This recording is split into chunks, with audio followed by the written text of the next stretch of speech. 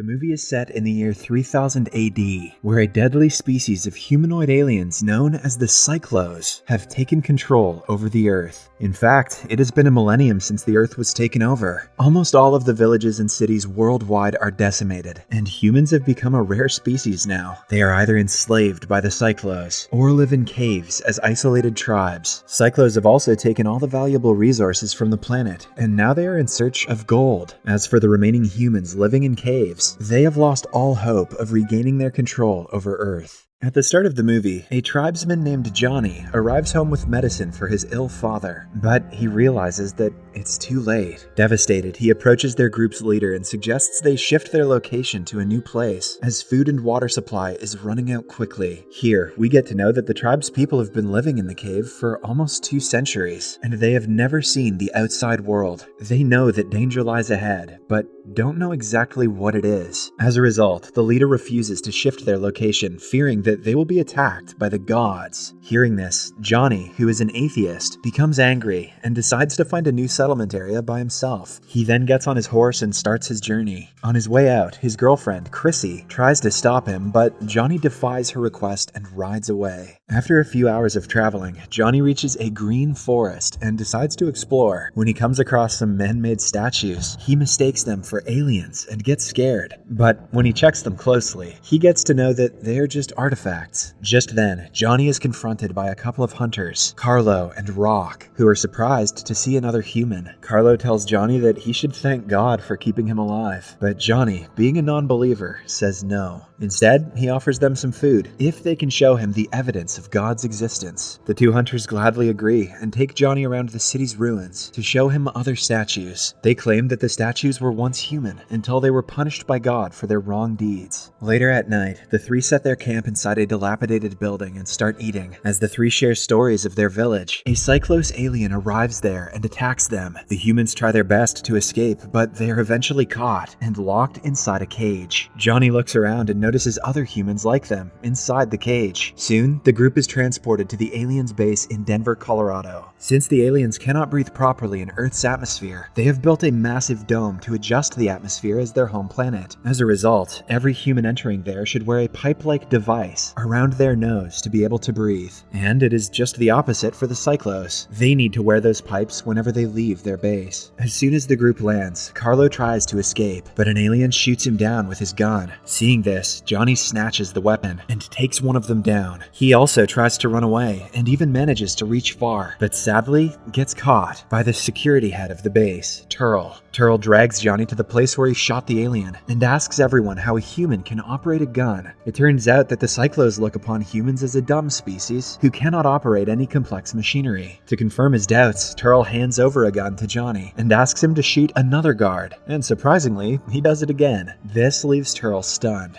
Perhaps the dumb one is the guy who just armed his opponent. In the next scene, Zeet, a senior officer from the Cyclos' home planet, teleports himself to the Earth to conduct an important meeting with the Earth officials. Turl is excited to end his tenure of service on Earth and proposes to return to his home planet. He also mentions that his assistant Kerr is eager to take his place. However, Zeet informs him that the company has decided to keep Turl on Earth for the next 50 cycles. Not only that, he has to start extracting the remaining gold from Earth as soon as possible.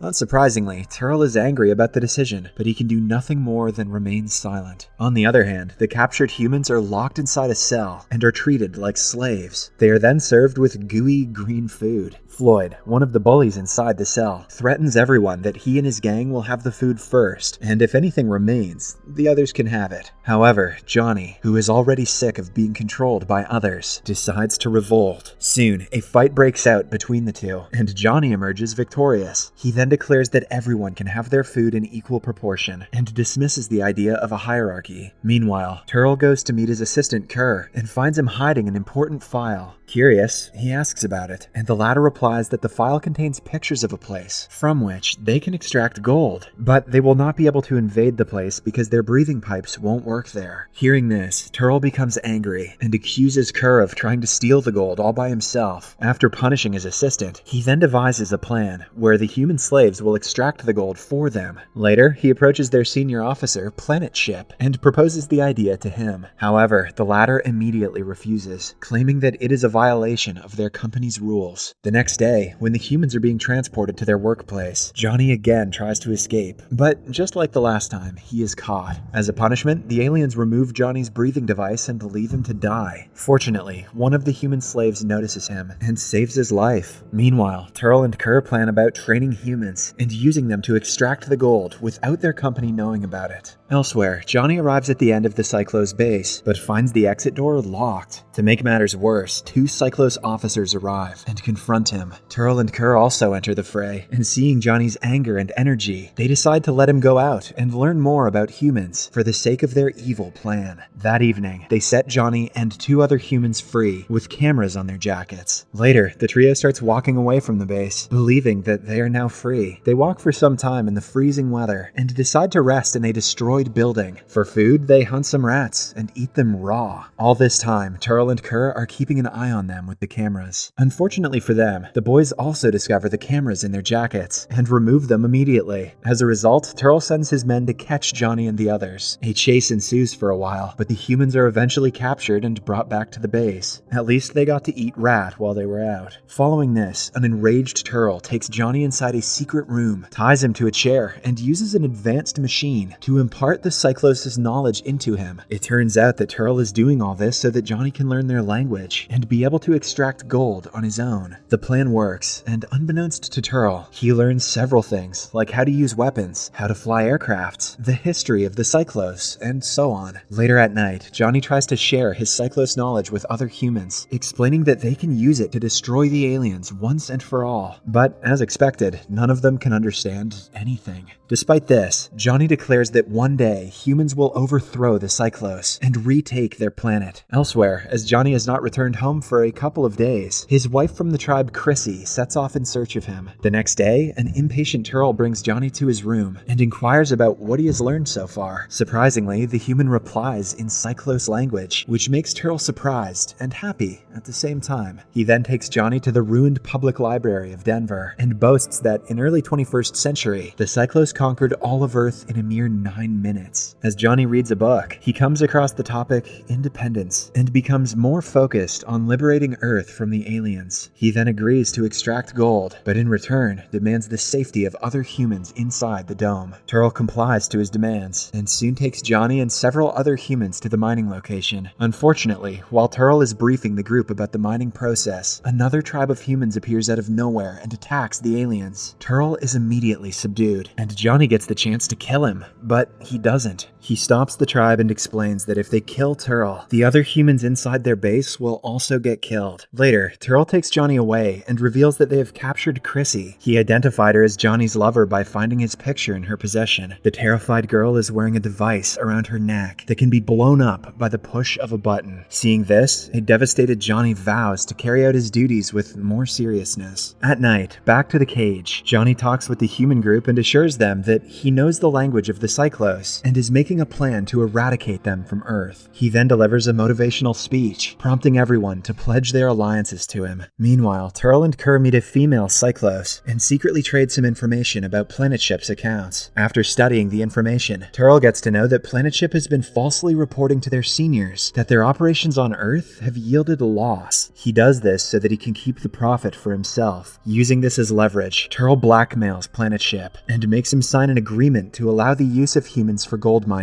Now, with Planetship out of the way, he starts teaching Johnny how to fly their ship and use their weapons. In the next scene, Turl takes the group to the mining site and starts giving them instructions. He mentions that he will return after 14 days, and by that time, they must have mined half of the gold present there. After Turl leaves, Johnny tells the group that they do not need to mine gold, as there is already enough present inside a nearby fort. It turns out that Johnny studied about Fort Knox before he arrived on the mission. He also explains that they need to finish off the aliens and destroy their home planet so that Earth will never be captured again. After 14 days, Johnny presents the gold bars to Turl, which they have retrieved from Fort Knox. At first, Turl is skeptical, as the gold is in the form of bars, but when he checks thoroughly, he approves. He then orders Johnny to mine the rest of the gold in 7 days. Later, using the Cyclos transportation ship, Johnny takes his crew to the US military fort in Texas and starts gathering the weapons present there. Inside the fort, they also find fighter jets and nuclear bomb. Johnny tries to activate the bomb, but fails due to the lack of knowledge. Just then, one of the humans, Mickey, turns on a projector, displaying the information about the nuclear bomb's activation. Realizing that the bomb is the perfect weapon to destroy the Cyclos' planet, Johnny decides to use it. The plan is to enter the aliens' teleportation device, reach their planet, and destroy it with the nuclear bomb. But just then, Mickey tells everyone that he wants to do it instead, as Johnny has to lead the revolution on Earth. After returning to the base, Johnny approaches Kerr and provokes him. He reveals that Turl is planning to fly away to his home planet with all of the gold. Surprisingly, Kerr believes it, and Johnny puts forward a deal. He proposes that he will help Kerr get rid of Turl, but in return, all of the humans should be freed. Obliging to the deal, Kerr releases all the humans, and Johnny is finally reconciled with his lover, Chrissy. Unfortunately, after a while, Turl gets wind of his assistant's betrayal and blows off one of his hands as punishment. Before leaving, he also orders Kerr to manage the teleportation device for his departure to the home planet. On the other hand, the humans are getting ready for the attack. Carlo, who has been instrumental in their preparations, is seen with some explosives. He constantly tries to contact Johnny for permission to fire, but fails. His situation turns even worse when some alien warships surround him. It appears as if Carlo is doomed, but just then, other humans arrive with fighter planes, which they had retrieved from Fort Knox. With this, a brutal fight ensues between the two parties. On the ground, the humans and Cyclos fight with their weapons, while in the air, the warships and fighter jets tussle. Amidst the chaos, Johnny leads Mickey and the nuclear bomb to the control room, where the teleportation device is present. After a bit of a struggle, he successfully reboots the device and signals Carlo to attack the dome. The latter obliges and detonates a number of explosives at the dome. Unfortunately, even all the firepower is unable to destroy the glass surrounding the dome. Frustrated for failing in his first attempt, Carlo boards an alien warship and decides to strike the dome. His plan, however, fails terribly when he gets stuck into the glass frame. Now, with time running out, and the Cyclos slowly gaining an upper hand in the battle, Carlo starts looking desperately for a way out. Fortunately, he finds some explosives inside the ship and gets an idea. He picks up a missile launcher and blows up the warship in the name of Earth, even if it costs him his life. This results in a huge explosion, and the alien's dome starts crumbling down to the ground, making it difficult for the Cyclos to breathe. Despite this, Turl finds Johnny inside the control room and apprehends him. He then orders his army to kill every human on sight. Just then, Johnny attacks Turl and secretly locks the weapon that he took off from Chrissy's neck earlier. He then pleads with Turl for his wife's life and instigates him in detonating the weapon. Turl falls into the trap and activates the weapon, blowing off his own hand. By this time, the teleportation device is already activated, and Mickey and the nuclear bomb are transported to the Cyclos home planet. As soon as he reaches there, he detonates the nuclear bomb, engulfing the whole planet and also sacrificing himself in the process. The next morning on Earth, the remaining humans have finally become free from the tyrannical rule of the Cyclos. Cut to several months later, although humans have retaken the Earth, mankind still faces a precarious future. They still fear that the Cyclos living on other planets can launch an attack. It turns out that the Cyclos have been the dominant species across multiple universes for at least 100,000 years, and this is the first time they were defeated. Hard to believe given how stupid they are. As the movie ends, we are shown that Turl is held captive inside Fort Knox, while Kerr has joined the humans as a scientist. Now, the rejuvenated humans plan to rebuild their civilization again.